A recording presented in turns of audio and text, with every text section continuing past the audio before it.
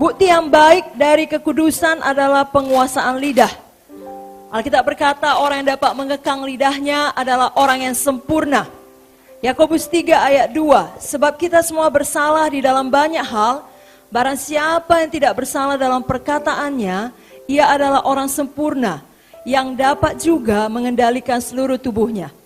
Malam ini kita ingat bahwasanya apa yang kita ucapkan daripada mulut kita, berasal daripada hati kita.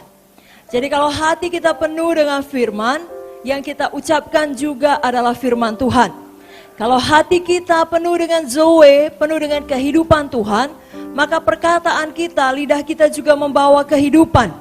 Bukan membawa penghakiman ataupun hal-hal yang meruntuhkan iman seseorang. Tuhan tidak akan membebaskan kita dari suatu situasi atau persoalan kita sebelum kita mengubah perkataan kita. Amsal 18 ayat 21 mengatakan, hidup dan mati dikuasai oleh lidah. Siapa yang suka menggemakannya akan memakan buahnya. Jadi apabila kita mau keadaan kita berubah, maka perkataan kita harus berubah. Mazmur 50 ayat 23 mengatakan, siapa yang mempersembahkan syukur sebagai korban, ia memuliakan aku. Siapa yang jujur jalannya, keselamatan yang dari Allah akan kuperlihatkan kepadanya. Dalam terjemahan King James Version dikatakan di sini, siapa yang jujur jalannya adalah siapa yang mengatur perkataannya dengan benar. Maka aku akan menunjukkan keselamatan yang daripada aku kepadanya. Jadi kerap kali yang menghalangi kuasa atau mujizat Tuhan dinyatakan dalam kehidupan kita adalah perkataan kita sendiri. Kita terjerat di dalam ucapan kita. Malam ini kita melihat ada beberapa keadaan yang membutuhkan penguasaan lidah supaya kita berjaga-jaga. Amin Bapak Ibu Saudara. Yang pertama mengenai hal menyimpan rahasia. Seorang yang suka bergosip, sebaliknya dari menyimpan rahasia, dia akan membuka rahasia. Amsal 11 ayat 13, siapa mengumpat, membuka rahasia, tetapi siapa yang setia menutupi perkara. Ini sejalan dengan 1 Korintus 13, kasih itu menutupi segala sesuatu. Maka kita harus menahan diri kita untuk tidak membuka rahasia orang yang dipercayakannya kepada kita. Bapak Ibu Saudara yang kekasih, kita tidak mau terkutuk karena mulut kita jahat. Ada contoh di dalam Alkitab, bagaimana Tuhan menegur Ham karena ia menyingkapkan, membuka rahasia ketelanjangan daripada bapaknya sendiri. Kita bisa berbuat seperti Ham, Kanaan, atau berbuat seperti Sem dan Jafet. Betulkah Nuh telanjang? Betul. Betulkah Nuh mabuk? Betul. Tapi seharusnya Ham sebagai anak tidak membicarakan bapaknya kepada orang lain. Walaupun itu kepada saudaranya sendiri. Sem dan Jafet ketika mengetahui fakta akan kekurangan Nuh, akan kesalahan Nuh, bahkan akan dosa Nuh, dia tidak ada bicara apapun, justru dia tutupi. Dia ambil tindakan untuk menyelamatkan muka ayahnya. Bapak Ibu Saudara, inilah yang harus kita lakukan. Amin Saudara. Mari malam ini kita tetapkan hati, kita mau seperti Sem, kita mau seperti Jafet.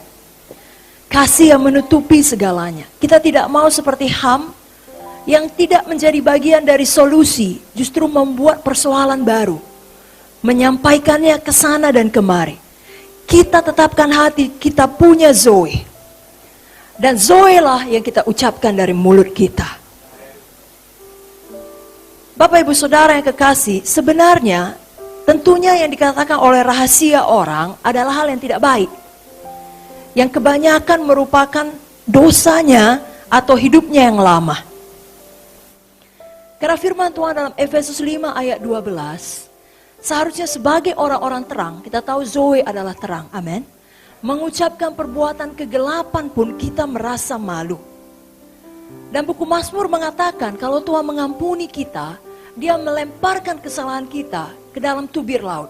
Sejauh timur dari barat, demikian dijauhkannya kita dari dosa kita. Kalau Tuhan pun melupakan masa lalu, keburukan, rahasia jahat orang, kenapa pula kita mengingatnya? Amin, saudara. Amin. Jadi jangan ucapkan rahasia orang. Yang kedua, jangan mengeluarkan pengakuan negatif. Jadi yang kita akui adalah iman percaya kita, bukan ketidakpercayaan kita. Kenapa? Karena pada waktu kita ucapkan ketidakpercayaan kita, itu akan sangat mempengaruhi orang lain.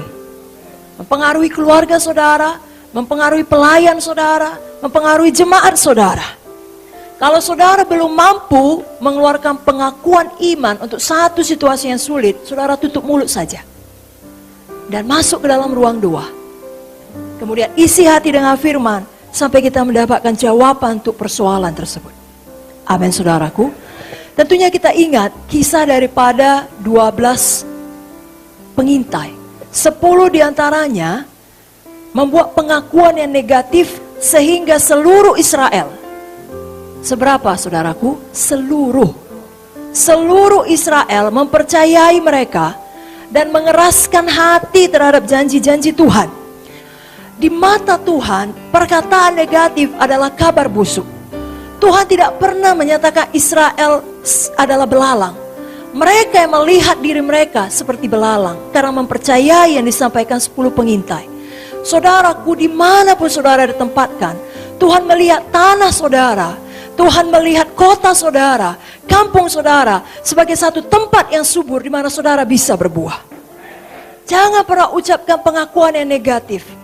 Saudaraku, saudara punya Zoe yang lebih besar dari semua keadaan di mana Tuhan menempatkan saudara. Saudara telah diperlengkapi Tuhan lebih daripada cukup untuk mengatasi semuanya itu dan keluar sebagai pemenang.